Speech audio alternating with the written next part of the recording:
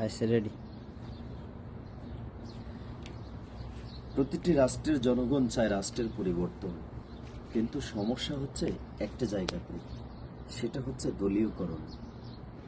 একটা রাষ্ট্র তখনই উন্নয়নশীল হবে, উন্নয়ন রাষ্ট্রে পরিণত হবে যখন রাষ্ট্রের ভিতরে কোনো রাজনৈতিক দলের প্রভাব থাকবে না।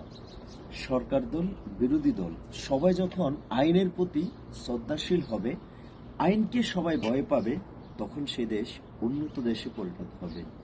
আজকে সরকার দলের কোনো লোক অপরাধ করলে সে আইনের করাগল থেকে বেঁচে যায়। বড় ভাই আছে, আমার নেতা আছে, এই অজুহাতে সে বেঁচে যাচ্ছে, অথচ রাষ্ট্রের ক্ষতি হচ্ছে। তাই একটা রাষ্ট্র উন্নয়নশীল, উন্নত, গতিশীল করতে হলে সবার জন্য যেটা প্রযোজ্য, সবার জন্য যে জিনিসটা মানা অপরিহার্য, সেটা হচ্ছে আইনের প্রতি শ্রদ্ধাশীল, আইনকে ভয় পাওয়া।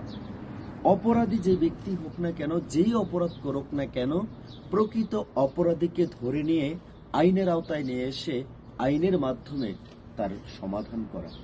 যখন আইনকে সবাই ভয় পাবে, তখন সেই দেশে কখনোই কোনো অপরাধ সংগঠিত হবে না, কখনোই অপরাধের প্রবণতা বেড়ে যাবে না। আজকে আমাদের দেশে যেটা, সেটা হচ্ছে যখন যেই দল ক্ষমতায় আসে, তখন সেই দলেরই বড় ভাই থাকে, সেই দলেরই নেতা থাকে। সে অপরাধ করতে বিন্দু পরিমাণ ভয় পায় না, বুক ফুলিয়ে সে চলতে চায়, বুক ফুলিয়ে সেই সমাজে কিছু মানুষকে জিম্মি করে রাখে।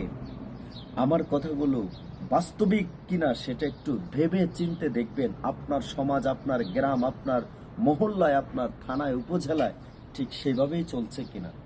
যদি সকল জনগণের অধিকার সমান হয়ে থাকে আইনের দৃষ্টিকোণ থেকে, তাহলে সরকার দল কিংবা বিরোধী দল, সেখানে কোনো দলাদলি নয়, আইনের প্রতি, সংবিধানের প্রতি সকলের যখন সমান সম্মান থাকবে, সেই দেশে কখনোই অপরাধ সংগঠিত হবে না, হবে না, হবে না।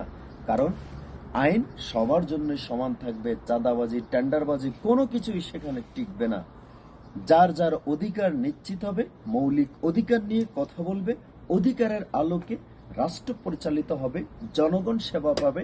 জনগণের সরকার তখনই প্রতিষ্ঠিত হবে যখন প্রত্যেকটা জনগণকে জনগণের অধিকার নিয়ে সরকারি দল পরিচালনা করবে।